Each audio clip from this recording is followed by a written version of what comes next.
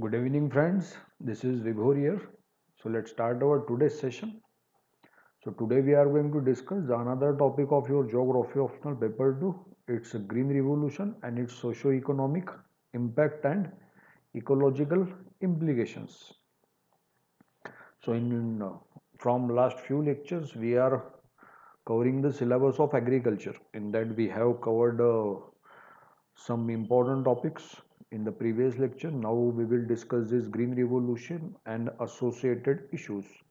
So in this lecture we will first of all focus on the PYQs, previous year question paper asked by the UPSC and MPSC, and simultaneously we will discuss what is mean by green revolution, what were its different contents, what it was included, and what was its socio-economic and ecological implications. So let's start the session. So see, these are some of the previous year question paper asked by the UPSC. The first question is, what is meant by green revolution? Explain its success and failure. Direct question आहे, हरित क्रांतीचा अर्थ काय होतो आणि त्याचं success, त्याचं यश आणि त्याच्या अपयशाबद्दल थोडीशी चर्चा करा. Second question, discuss the impact of green revolution on agriculture production in India. This is also direct question की हरित क्रांतीचा भारताच्या उत्पादनाच्या शेती उत्पादनावर काय परिणाम झाला. तो डेफिनेटली शेती उत्पादन आपलं वाढलंय. आपण नेक्स्ट नेट इम्पोर्टर पासून नेट एक्सपोर्टर झालं. आता भारताचं ॲग्रिकल्चर प्रोडक्शन खूप छान आहे संपूर्ण जगामध्ये.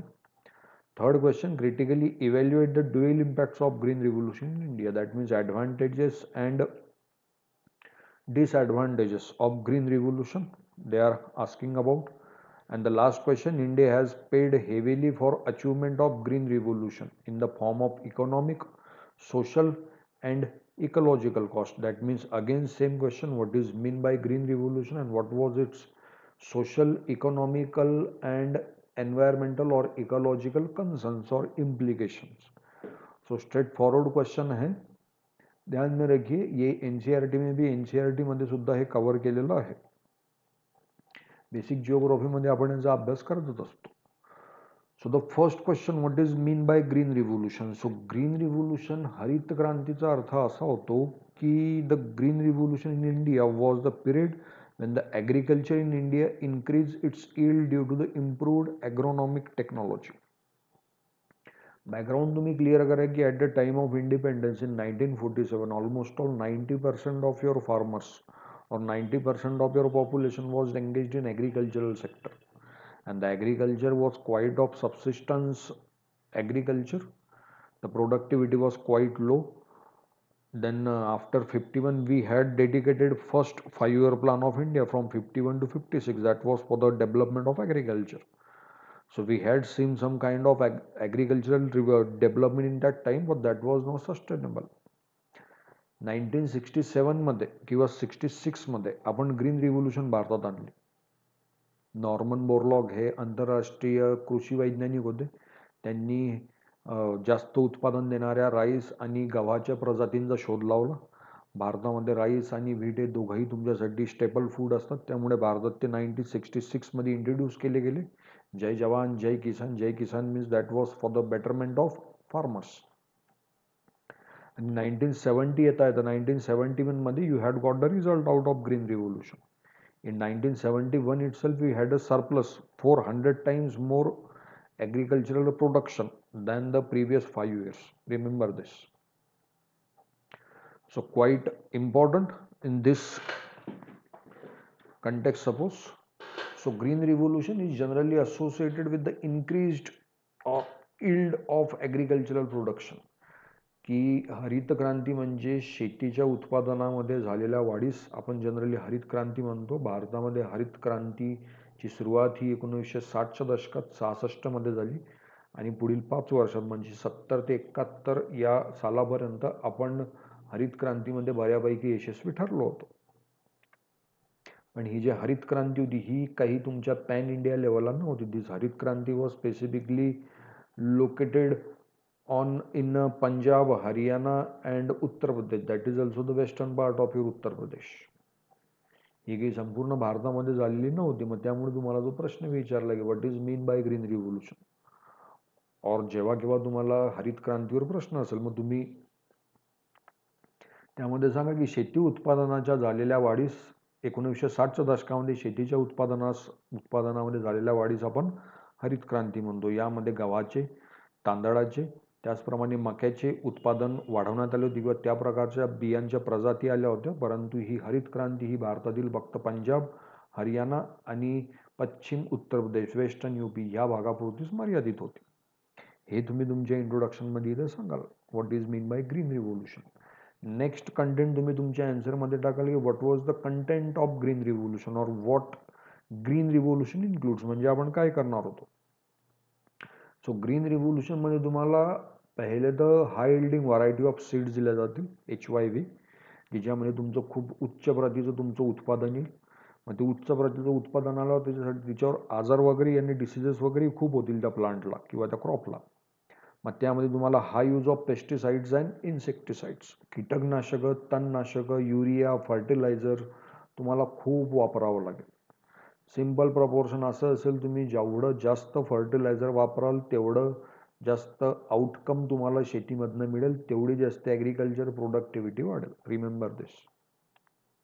So high use of insecticides and pesticides and fertilizer.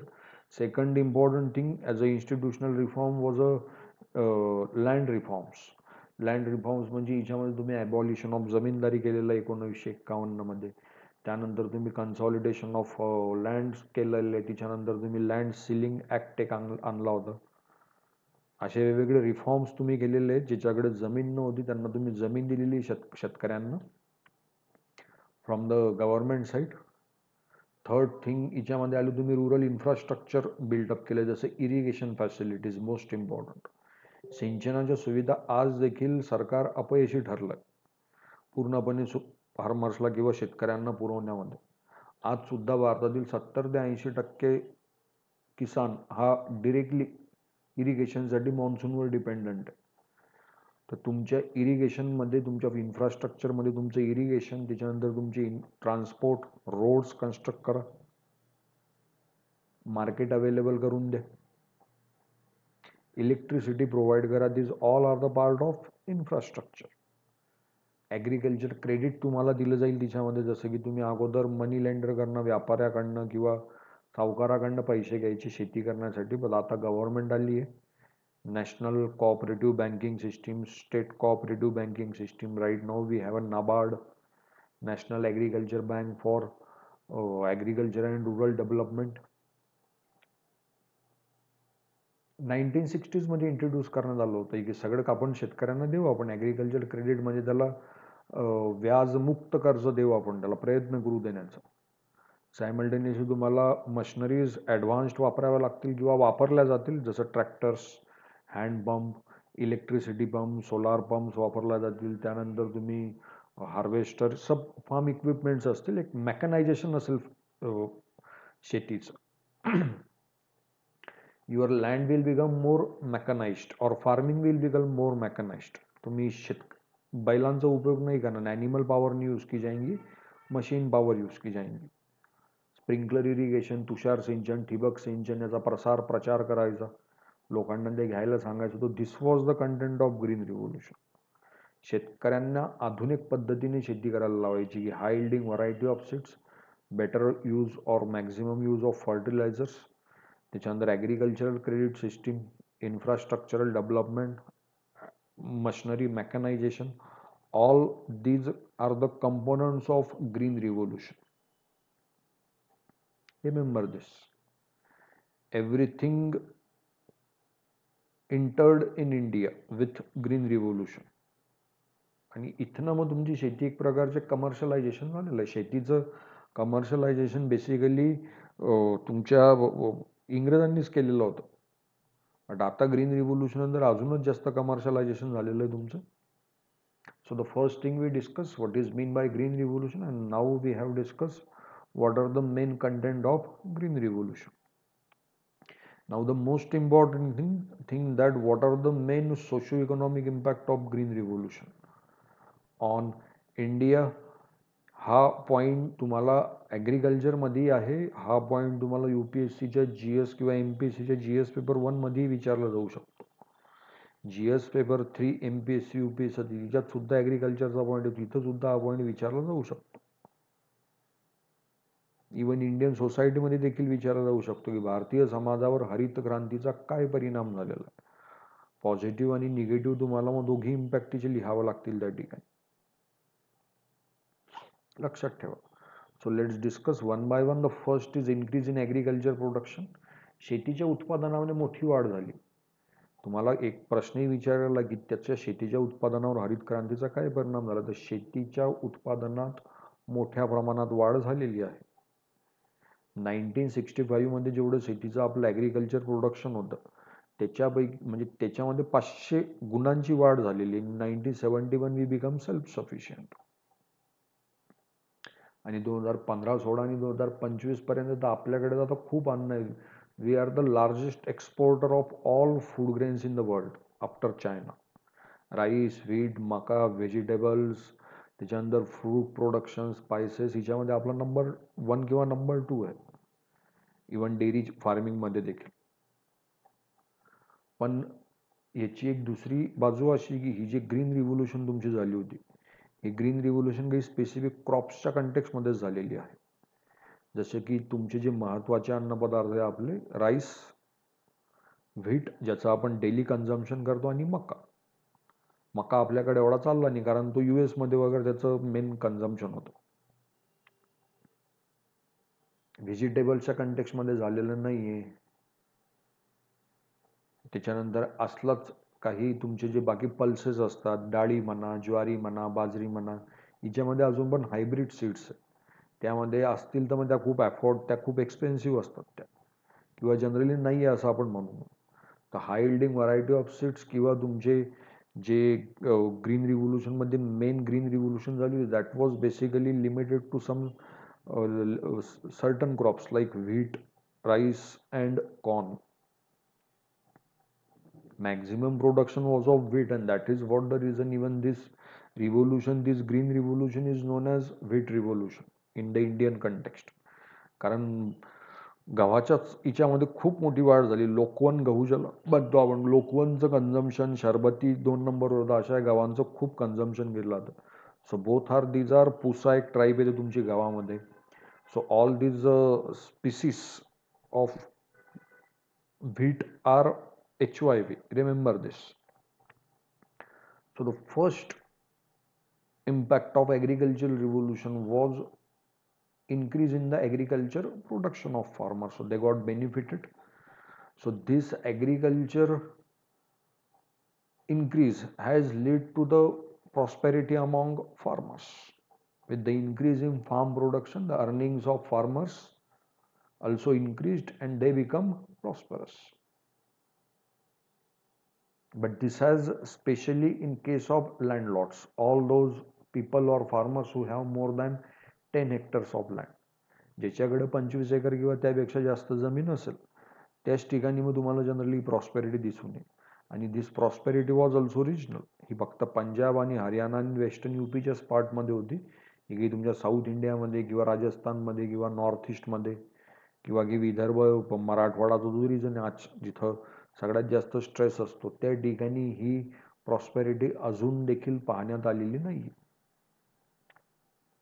Clear this topic. So prosperity was there among the farmers, but this prosperity was limited to the certain regions of agriculture like Punjab and Haryana and Uttar Pradesh. So the second point or second impact is prosperity of farmers. The third thing which we achieved because of the green revolution is the reduction of import of food grains. With the increase in the production of food grains, as a result of which there are drastic reduction in their imports. Before green revolution, we used to import the food grains from outside. There was one policy of US, United States of America, for the poor countries or poor nation. It is called as PL 480. जे धान्य जनावरांना खाऊ घालायचं ते जनावरांना खाऊ घालण्यापेक्षा ते भारतासारख्या गरीब देशांमध्ये द्या. आपल्या सोव्हिनिटीवर एक थोडासा क्वेश्चन मार्क जनरेट व्हायचं की आपल्याला खायला पण दुसऱ्याच्याकडून घ्यावं लागतंय. त्याचप्रमाणे आपल्याला इम्पोर्ट सुद्धा अनेक ठिकाणावर नव्हते, फ्रीमध्ये नव्हतं, त्याच्यासाठी पैसे द्यावे लागायचे. मग आपला फॉरेक्स रिझर्व कमी व्हायचा, विकत घ्यावं लागायचं आणि पैसे खर्च व्हायचे. तर त्याच्यानंतर मग तुमची ग्रीन रिव्होल्यूशन आल्यानंतर इम्पोर्ट खूप कमी झाला, तर नाहीच्या बरोबर इम्पोर्ट. खूप बेसिक गोष्टी आपण एक जस्ट ट्रेड म्हणून आपण हे करत असतो, पण जे मेजर फूड आहे आपलं कन्झम्पशनचं, व्हीट राईस, ते आपलं स्वतःच आहे. In fact India has become net exporter of food grains in world after green revolution. Initially we were the net importer. अगोदर आपण पैसे खर्च करायचो, आता आपण इम्पोर्ट एक्सपोर्ट करून निर्यात करून आता आपण त्याचं पैसे कमवतोय त्यापासून. Try to understand the thing. So it has reduced or it has reduced the import of food grains, due to which our foreign exchange has been reserve. Suppose की तो आपला काही खर्च झाला नाही जनरली फॉरेन एक्सचेंज, आणि आता तर आपण नेट एक्सपोर्टर आहोत. The next impact of your green revolution is capitalising of farming. की शेतीचं तुमचं व्यापारीकरण खूप मोठ्या प्रमाणात वाढलं आहे. की शेती आता हा तुमचा छोटा मोठा की बिझनेस, म्हणजे छोटा मोठा धंदा राहिलेला आणि तो आता बिझनेस झालेला आहे. तुम्ही जेवढं इनपुट शेतीमध्ये टाकाल तेवढा जास्त प्रॉफिट तुम्हाला त्या ठिकाणी भेटणार आहे.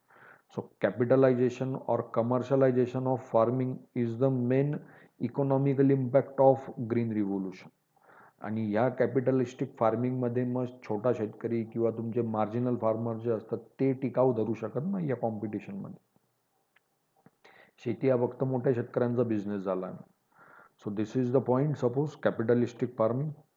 Next main economic impact is the industrial growth. Industrial growth specifically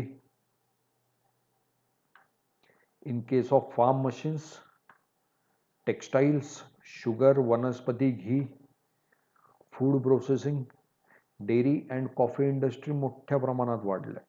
सगळ्यात महत्त्वाचं म्हणजे कॉटनचं प्रोडक्शन वाढलं, व्हीटचं प्रोडक्शन वाढलं, राईसचं वाढलं. मग त्या व्हीटला प्रोसेस करण्यासाठी, एक्सपोर्ट करण्यासाठी कंपन्या स्थापन झाल्या. फार्म इक्विपमेंट्स लागायचे तुम्हाला, ट्रॅक्टर्स लागायचे, हार्वेस्टर लागायचे, थ्रेशर लागतात तुम्हाला अजून पण सपोज. मग त्याच्या एक इंडस्ट्री स्थापन झाल्या. शुगर इंडस्ट्री केवढी मोठी सुरू झालेली आहे due to the sugar cane. Cotton and textile industry due to the cotton excessive production of cotton. वनस्पती घीच्या कंपनी, पतंजलीचं किती मोठं एक्झाम्पल आहे फूड प्रोसेसिंग इंडस्ट्रीमध्ये. भिकाजी आहे, बालाजी आहे, तर हे फूड प्रोसेस करण्याचं काम करत असतात. फूड प्रोसेसिंगमध्ये महाराष्ट्राची मॅप्रो म्हणून एक संस्था आहे, महाबळेश्वरला हेडक्वार्टर.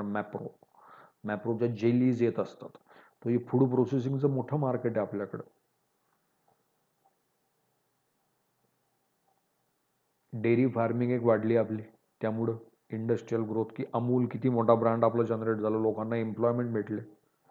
तर जनरली ग्रीन रिव्होल्यूशन नंतर ॲग्रो बेस्ड इंडस्ट्रीजचं प्रमाण खूप वाढलं. आणि agro based industries are the main backbone then,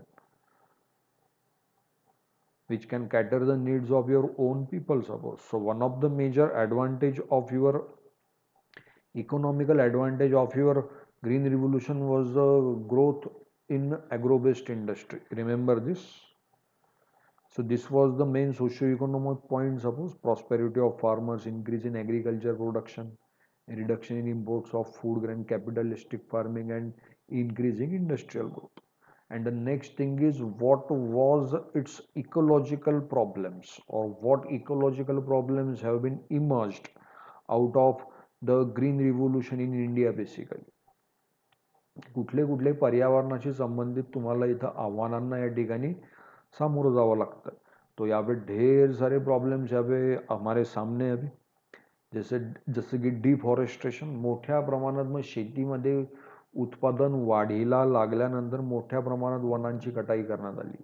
specifically north Indian states, Punjab, Haryana या दिल्ली, यूपी या राज्यांमध्ये भारतात सर्वाधिक वनांचं कमी प्रमाण. Due to the more demand of farming, you will cut down the jungles and forests and you will perform agriculture over there or farming. So deforestation किंवा वनांची कटाई मोठ्या प्रमाणात झाली. Reduction in Pasteur land. जे कुरणं होत्या अगोदर, की जिथं अगोदर शेती होत नव्हती तिथं तुम्ही ते रानमाळ होतं, तिथं गुरंढोरं चरायला जायचे. It was a Pasteur land. पण ती पाश्चर लँड सुद्धा आता अवेलेबल नाही आहे, कारण तिथं सुद्धा रानमाळावर सुद्धा तो लोकांनी शेती करायला सुरुवात केली. ज्यामुळे दोन प्रॉब्लेम जनरेट झाले. त्या जनावरांची संख्या एक कमी झाली, त्यांच्या अन्नावर आपण अधिग्रहण केलं, आणि दुसरी गोष्ट म्हणजे ती पाश्चर लँड मोकळी झाल्यामुळे तिथं आता सॉईल इरोजनचे चान्सेस आहे दोघं केसमध्ये, डिफॉरेस्टेशन आणि तुमच्या पाश्चर लँडच्या केसमध्ये. सॅलिनायझेशन म्हणजे तुमच्या जमिनीची सॅलिनिटी खूप मोठ्या प्रमाणात वाढली due to the excessive and over use of chemical fertiliser, specifically nitrates and phosphates. PH मोठ्या प्रमाणात वाढले, त्यामुळे मग तिथं काही त्याच हिशोबाने पिकं घ्यावे लागतात. इरिगेशन पंजाबमध्ये, हरियाणामध्ये एवढ्या मोठ्या प्रमाणात झालं की तिथं वॉटर लॉगिंगचे प्रॉब्लेम जमा झाले, पाणथळ जमीन झाली. तुम्ही एवढं इरिगेशन केलं, एवढं एक्सेसिव्ह सिंचन केलं, तुम्ही पाणी दिलं की that entire land has become wetland now. The entire farm is under water. Now the question is that how you are going to sort out this problem. So it's quite complicated then. Waterlogging.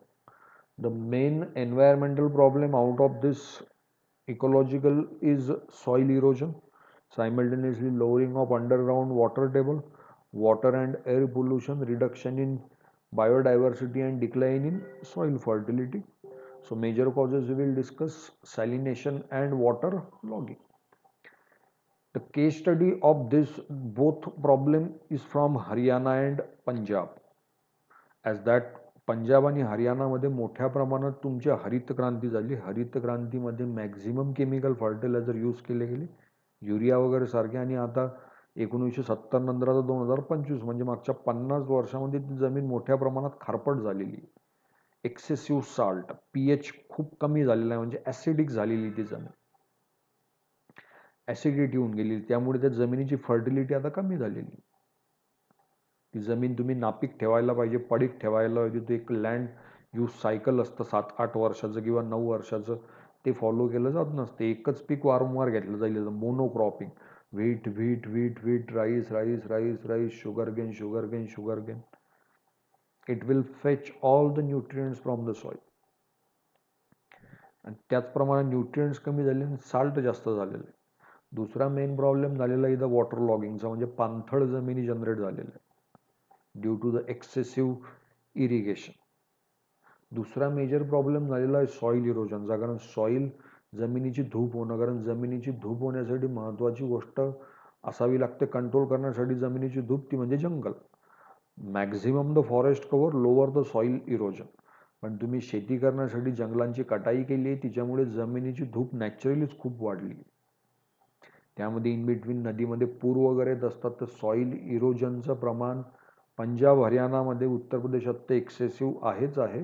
परंतु ही soil erosion ही पूर्ण भारताचीच problem झालेली आहे. आता generally फार्ममध्ये गल्ली erosion होत असतं, मधली माती वाहून जात असतं. फ्लॅश फ्लड जर आले, ही तुमची अनसिजनल, आता अवकाळी बारिश तुमची झाली, अनसिजनल रेनफॉल, हिच्यामध्ये शेतकऱ्यांना मोठ्या संकटांना सामोरं जावं लागत असतं sometimes. So soil erosion important इथं सुद्धा संपूर्ण भारतात. Otherwise you can again give the case study of Rajasthan and Gujarat, Punjab and Haryana. तिथं वेगळं कारण आहे, बट आहे ते सतलज गंगा प्लेनमध्ये generally Punjab and Haryana. The next major environmental problem we are facing out of the green revolution is the pollution. The high pollution of soil, water and noise itself. जमीन polluted किंवा मृदाचं प्रदूषण खूप झालं आहे केमिकल फर्टिलायझरच्या अतिवापरामुळे. पाणीसुद्धा खूप झालं आहे, मॉइश्चर कंटेंटसुद्धा खूप झालेलं आहे. त्याच्यामुळे जी सॅलिनिटी कमी झालेली ही आता सॉईल पोल्युशन झालेलं आहे. नॉईज पोल्युशन एक मोठ्या प्रमाणात होत असतं. शेतकऱ्यांचे काही फार्म इक्विपमेंट्स वगैरे असतात, त्याचे आवाज वगैरे, ट्रॅक्टरचे वगैरे डिझेल इक्विपमेंट असल्यामुळे खूप आवाज करतात. तुमचे मोटर पंप झाले, सबमर्सिबल पंप झाले तुमचे. वॉटर पोल्युशनचे देखील केसेस पाहायला येत आहे. ज्या ज्या ठिकाणी प्रगत तंत्रज्ञानाने किंवा केमिकल किंवा कमर्शियल फार्मिंग केली जाईल त्या ठिकाणचे जनरली नदी नाले पोल्युटेड असतात. कारण शेतामध्ये एक्सेसिव्ह केमिकल फर्टिलायझर वापरलं जाईल, ते पावसामध्ये ते पाण्यासोबत वाहून जातं ते फर्टिलायझर, माती वगैरे सगळं नीट, ultimately got mix up with the water body, जे काही तुमचा तलाव किंवा नदी असेल किंवा नाला असेल. आणि तिथे युट्रॉफिकेशनची प्रोसेस होते, त्यामध्ये युट्रॉफिकेशन. म्हणजे केमिकल कंटेंट जास्त झाल्यामुळे तिथं वनस्पतींची वाढ होते, तिथं जलपर्णी वगैरे दिसत असतात. So this might got a bigger problem, or it is actually the bigger problem, that water body becomes dead zone then after the excessive growth of that hydra, due to the lack of biologically oxygen availability. Suppose low amount of oxygen is available over there. The another major problem we are facing out of the green revolution is is lowering of underground water table all over the India. But in again in case of Punjab and Haryana, it is excessively lowered down in last 50 years. We don't have any other source of suppose irrigation. Punjab हरियाणामध्ये तिथं पाऊस खूप कमी पडतो, मग तिथं शेतकऱ्यांना शेती करण्यासाठी तुमचं काय महत्त्वाचं असतं तिथं, एक तर नदीचं पाणी, त्या सतलज गंगा नदीचं, सतलज चिनाब रावी बी असतो, अदरवाईज अंडरग्राऊंड वॉटर. मग HYV तुम्ही लावली आता, मग तिला पाणी खूप लागेल. So they are utilising the ground water, and due to which ती भूगर्भ जलाची पातळी मोठ्या प्रमाणात कमी झालेली. मग तुमची अगोदर ट्यूबवेलला 200 फुटावर पाणी लागायचं, आता 500 फूट 600 फूट ट्यूबवेल करावी लागतं तरी पाणी लागत नाही. आणि लागलं तरी ते सीझनल असणार आहे, ते बारमाही असणार नाही, हंगामी असेल ते थोड्या काळापुरतं. उन्हाळ्यामध्ये कोरडी थाक असेल तुमची विहीर म्हणा किंवा तुमची ट्यूबवेल म्हणा. सो ग्राउंड वॉटर टेबल खूप कमी झाले आणि काही तुम्हाला हेल्थ हजार्ड्स दिसून येत आहे due to the excessive use of chemical fertiliser. जशी इंडोसल्फानची एक केस होती. इंडोसल्फान तुम्ही कीटकनाशक म्हणून वापरायचे, ते कीटकनाशक म्हणून वापरल्यानंतर त्या झाडांवर ते वापरलं तुम्ही, ज्या क्रॉपवर वापरले, क्रॉप नंतर जनावरांनी खाल्ले, ते कीटकनाशक त्या जनावरांच्या बॉडीत आलं. जनावर मेल्यानंतर त्याला व्हल्चर निघालं, ते कीटकनाशक इंडोसल्फान त्या व्हल्चरच्या बॉडीत गेलं आणि त्याची किडनी फेल झाली आणि त्याची डेथ व्हायला लागली. व्हल्चर्स आर द टॉप कार्निव्होरस, ते महत्त्वाचे असतात इकोसिस्टीममध्ये आणि फूड चेनमध्ये. काजूच्या झाडावर मारलं जायचं इन्सेक्टिसाइड म्हणून, मग सुप्रीम कोर्टने बॅन केलं आहे ते, किंवा आता ते लिक्विड फॉर्ममध्ये यूज होत नाही किंवा कमी पोटेन्सीचं यूज होतं. मग ते इंडोसल्फान. तुम्ही जेनेटिकली मॉडिफाईड फूड आणले, जसं बीटी ब्रिंजल आणलं, बीटी कॉटन आणलं, बीटी मस्टार्ड तुम्ही आणलं होतं, तर याचे थोडेसे कॉम्प्लिकेशन्स, याचा डायरेक्टली तुमच्या हेल्थवर इम्पॅक्ट आहे suppose. So these are some points regarding your green revolution. So it's very easy.